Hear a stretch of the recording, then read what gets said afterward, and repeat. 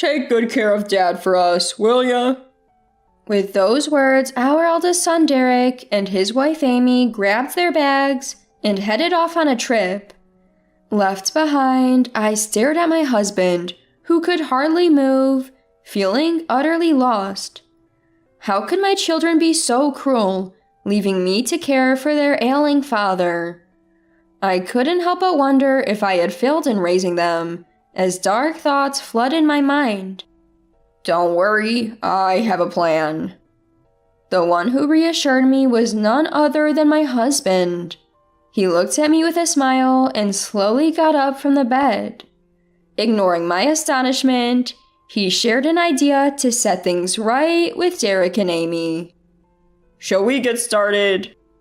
I'm Layla, and I'm turning 48 this year. Just when our eldest son got married and we thought life would quiet down, my husband Mason had an unfortunate accident. It was a bad fall, and the man I saw in the hospital couldn't even get up on his own. Naturally, he was advised to rest completely, and my usually energetic husband became deeply depressed. Even after his discharge, he needed a wheelchair and constant care. I thought I'd be the one to take care of him, but surprisingly, Amy, my son's wife, volunteered. "But it's not right to burden you, my daughter-in-law, with this." "It's fine. We should help each other out in times like this." Although I found Amy's offer a bit suspicious, I had no choice but to rely on her.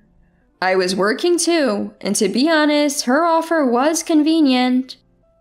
I decided to compensate her for her help, including living expenses. About 2 weeks after my husband's discharge, I had a day off from work and planned to take him to the hospital. He was staying at Derek and Amy's place, so I headed over there to pick him up. I had informed Derek in advance that I'd be coming, but when I arrived, he seemed to be out for work. After calling out to Amy, I walked in to check on my husband and was horrified by what I saw. "Amy, what on earth are you doing?" "Oh, Layla, right. Today's the day you're taking him to the hospital, isn't it?" Amy greeted me with her usually carefree smile, but the condition of my husband behind her left me stunned. The room was a mess, filled with a terrible stench, and my husband looked terribly frail. "What happened to you?" My husband couldn't even respond properly. He had lost a lot of weight in just 2 weeks and looked like he hadn't been eating properly. Just as I was worrying that he might be sick, Amy said something unbelievable from behind me. "Oh, Mason hasn't eaten yet today." "What? But it's already 3 p.m. "Yeah, so can we get him something to eat outside?" "Are you kidding? He's too frail for that. Can't you make some soup or something?" When I suggested making some soup, Amy made a visibly disgusted face. Even though we were relying on her, she had volunteered to care for my husband. Seeing her react this way, I couldn't hold back my anger. How can you make that face when you've left him in this condition? "I'm letting you use a room in your house. Isn't that enough? Do you want me to be your servant or something?" "That's not the point. My husband can't walk because of this accident. All I'm asking is for you to help him a little." "Ugh, no way. Who wants to willingly take care of an old man?" "Maybe if you paid me more, I'd consider it, haha." Amy said this with a mocking laugh. If she was so unwilling to even make soup for my frail husband, I wish she hadn't taken on the caregiving role at all. We were even giving her some money for living expenses. This treatment, after trusting her, was just too much. I ended up arguing with Amy. "Don't call leaving him in a filthy room taking care of him." "Then why don't you take care of him, Layla?" "If I knew it would come to this, I wouldn't have asked you." "Great, then take him back to your house starting today."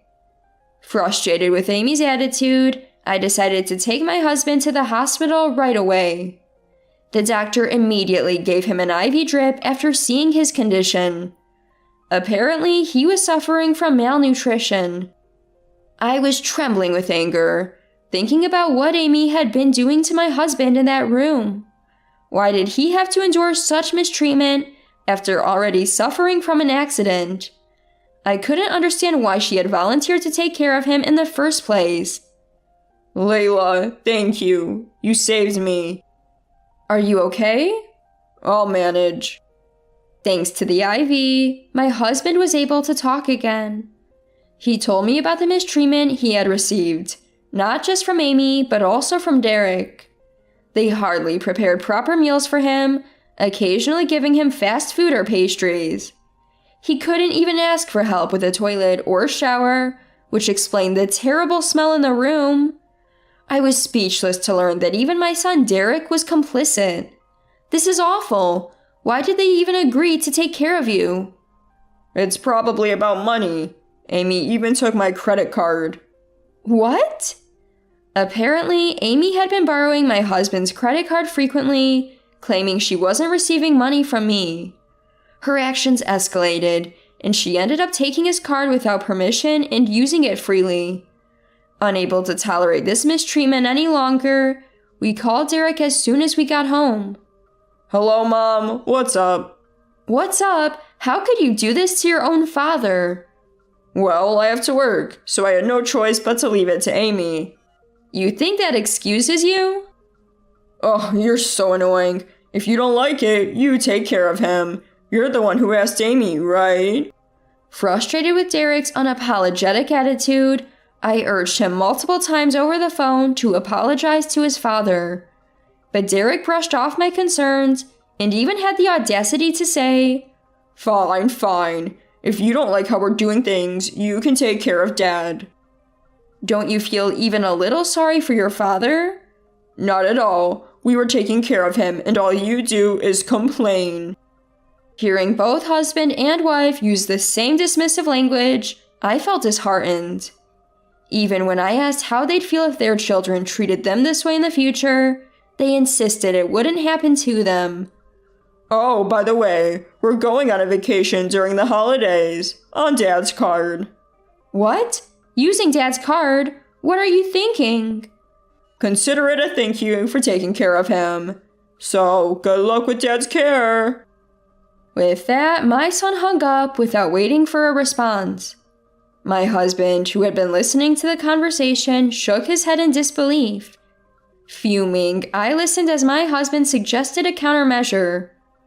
People like that won't learn from a scolding alone. So, what do we do? Leave it to me. I have a plan. My husband got up from the bed with a smile. Ignoring my surprise, he shared his plan with me. We decided to execute a plan that would make Derek and Amy truly regret their actions. Let's get started. While rubbing his still recovering legs, my husband spoke. While I was preparing to bring my husband home from Derek and Amy's house, Derek, on his way to work, handed me the keys and said, We're separate households now, so don't steal anything, okay? Just to clarify. What? You're planning to return Dad's card? Like I said, once we go on the trip as a thank you for the care, we'll return it. By then, Dad's account might be empty. Both of them smiled, looking like devils. I was so angry at their attitude, which was unrecognizable as that of my own son, but I held my tongue and waited for the right moment to counterattack. The next day, when they left for their trip, my husband contacted the credit card company to freeze the card. As expected, Derek called immediately, but we ignored it and enjoyed a peaceful holiday season. Do you think they'll learn their lesson just because we froze the card? He's too proud for that. This alone won't be enough. So, what's next? After the new year, we'll make them feel a bit more pain. My husband still had plans, and while continuing his rehab, he was contemplating the next steps against Derek and Amy. When the new year arrived, Derek and Amy returned from their trip and, as expected, came to our house. I answered the door while watching them bang on it and repeatedly ring the doorbell through the monitor. Mom, you're there, right? We have a complaint about Dad. What's the matter? I'll hear you out right here. Layla, isn't this a bit too harsh? What is? You said we could use the card, right? Why did you suddenly stop it? I never gave you permission to use it. They were the ones who first called us strangers, even though we're family. I have no intention of letting people who only act like family when it suits them to misuse a credit card. If they had returned the card and shown some remorse, I might have let it go. But I can't ignore their malicious attitude, showing not a hint of regret. In fact, I'd like you to pay back what you've used so far. You're asking for money back after we took care of you? You're quite stingy, Layla. It's terrifying that you consider that taking care of us. Don't think you'll get away with this. With that, Derek left with Amy. As my husband said, their unrepentant attitude left me more dumbfounded than angry. When I told my husband about their visit, he simply said, I see, and began preparing for work. The next day, he returned to work as he had informed them in advance. His colleagues were surprised at his quick recovery, but even more surprised was Derek. Dad, why? You're supposed to be bedridden. I can't leave a son like you unattended. My husband and son worked at the same company. Fearing that Derek would spread rumors in his absence, my husband decided to return to work. Though visibly annoyed, Derek began bad-mouthing my husband during lunch. My dad, even after being taken care of by my wife, is so stingy about money. You call neglecting a bedridden father care? That's rich. My mom took him back, so we were free to go. And when my wife borrowed his card for living expenses, he suddenly stopped it. Who would let people who go on vacations with someone else's card do as they please? My husband corrected his eldest son, who was trying to demean him. But no matter how much he corrected him, the coworkers seemed to side with the son, not the father.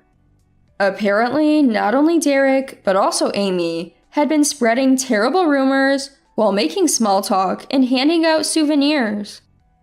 Your wife pushed the care onto you without paying, right? Let her have her way a little. My wife did pay. What are you talking about? My parents just want to show off. That's why they've become so comfortable lying. At those words, my husband finally lost his temper. Derek had made him the laughingstock, saying he was exaggerating, and even denied the money I had been paying. Fed up with Derek and Amy's audacity to spread lies and play the victim, my husband pulled out something he had brought to the office. You say I'm lying? Yeah, haha. Do you have any proof? Do you remember saying this when I was bedridden? With that, my husband played a recording from the time he was at Derek and Amy's house. Despite his physical limitations, my husband had secretly recorded conversations with Derek and Amy. The content was so appalling that it was hard to share with anyone, even family. Mason, it's really unfortunate that you'll be bedridden for life. We'll use your money on your behalf. Don't say that. It's an accident. It can't be helped.